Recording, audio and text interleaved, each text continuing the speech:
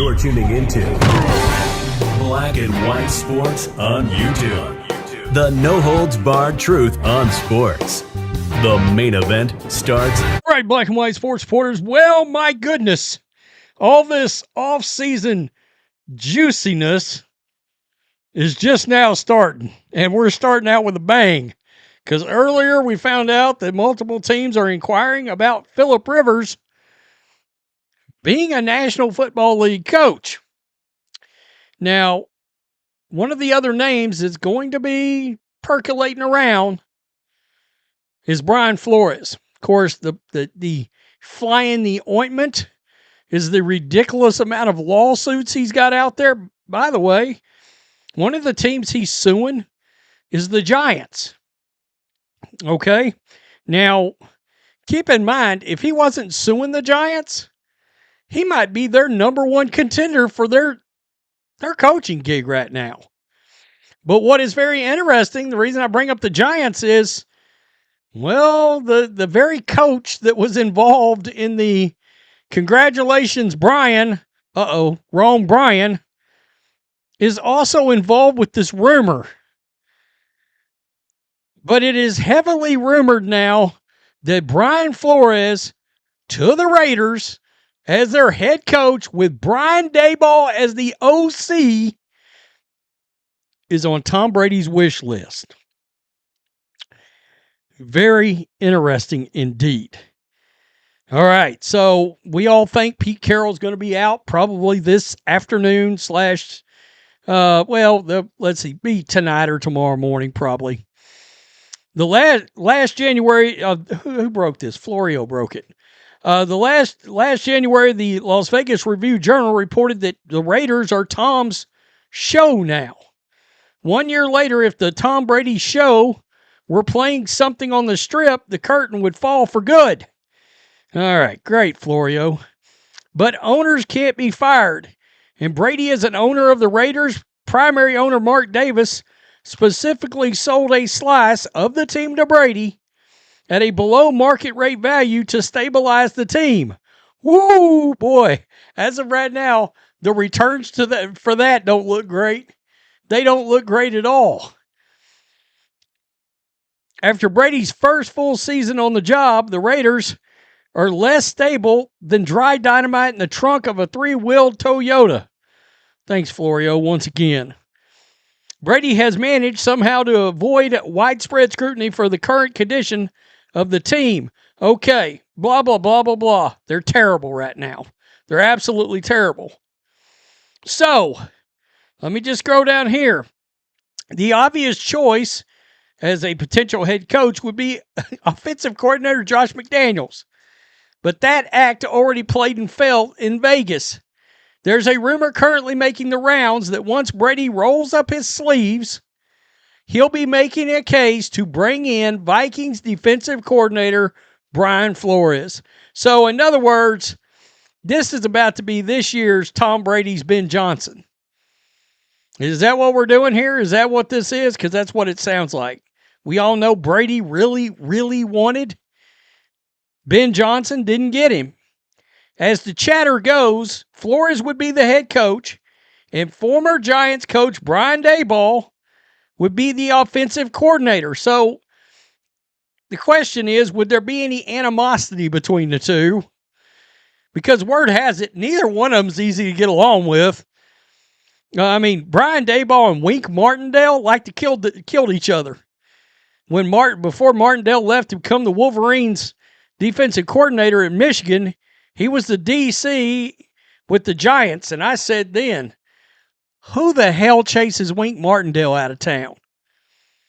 Because I wouldn't have. I'd have been doing some self-reflection, figuring out how to make that work. By the way, Daboll escalated somebody else at DC, and they fired them too. So what does that tell you? Like Brian Flores, Daboll has extensive experience with the Patriot way. Daboll was there for the first 3 Super Bowl wins of the Brady Belichick era and for 2 of the second trio of championships. Okay, let me just throw this out there. if, let's say, Brian Daboll spurs turns the nose up, would Tom Brady turn to Brian Daboll as a potential head coach, or would he call Bill Belichick? Because there were a lot of rumors last year that him and Bill talked about this job. So that makes you wonder right there. I mean, honestly, Brady and Brian Flores are believed to have a good relationship. Flores was among those in Miami who wanted to bring Brady to town after his time in Tampa. That said, the Brian Flores lawsuit blew up the revised plan to pair Tom Brady with Sean Payton, an effort that resulted in a massive tampering punishment, including the loss of a first-round pick, $1.5 million, and a 6-week suspension of Stephen Ross. The Flores lawsuit is still pending for some teams, including those who are named defendants to the case, Giants, Broncos, Texans, Dolphins. That would be an issue. For a team like the Raiders, which has a history of litigation against the league, it would not matter, especially after the manner in which someone saw fit to force out Coach John Gruden in 2021. From a coaching standpoint, Flores fits with the widespread trend of finding a coach who is the exact opposite of the last guy. Carroll is a rah-rah, player-friendly coach. Brian Flores is a no-nonsense Belichickian. Really, Flores may be the closest thing to Belichick, other than McDaniels, currently in the league. That's very interesting.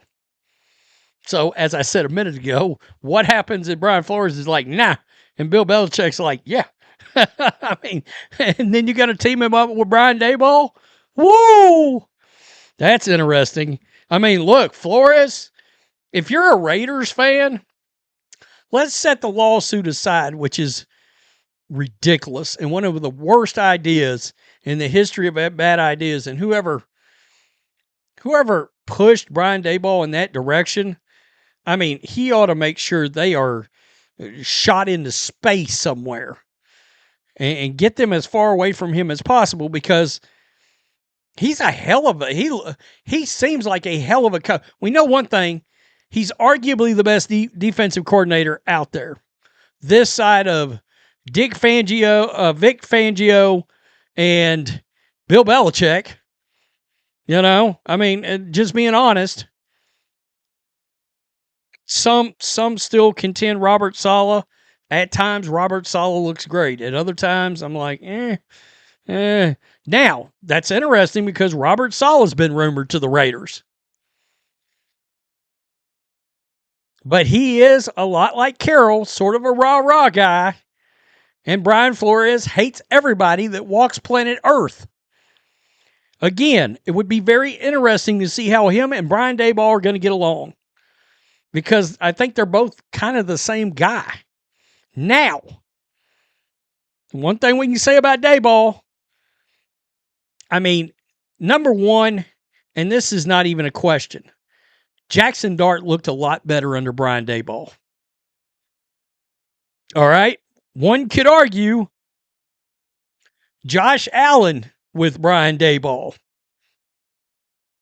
We know Brian Daboll's the one that rebuilt Josh Allen into an NFL quarterback after he couldn't hit the broadside of a barn. In fact, one could argue, if I'm Sean McDermott and this season goes awry, do you call up Brian Daboll and give him his old job back and send Joe Brady packing? Even though Joe Brady's in head coaching rumors right now? What? Okay. I don't. It's odd because this is the clearest path for the Bills they've had in years. And I think, oddly enough, it's the worst team they've had in years. So we'll have to see how that goes, right? Look, some people are talking about Sean McDermott better not crash and burn and be a one-and-done situation, or he may be out. Now, he would become the number one candidate for a job if he was to get let go by Buffalo. I can see this. from Tom Brady. Totally. I mean, let's be honest. I think it's a hire that a certain segment of fans are going to be very fired up about. And I'm being honest here, not a segment of just like people that are like, yeah, black coach. No. I think a lot of people believe that Flores got a raw deal in Miami. And look, everybody knew he didn't like Tua. He didn't think Tua was the guy. Guess what? Quinn Ewers is starting at quarterback for the Dolphins. He was right about Tua. And that makes him look better right now. This is the time of the year I really start getting into this. Right? Because it's going to be nothing but chaos for the next, until the end of April when we get through the draft. It just turns into pure chaos. Tell me what you think. Peace. I'm out. Till next time. Thanks for watching the show. Be sure to like, comment, and subscribe. Be sure to tune in next time on Black and White Sports.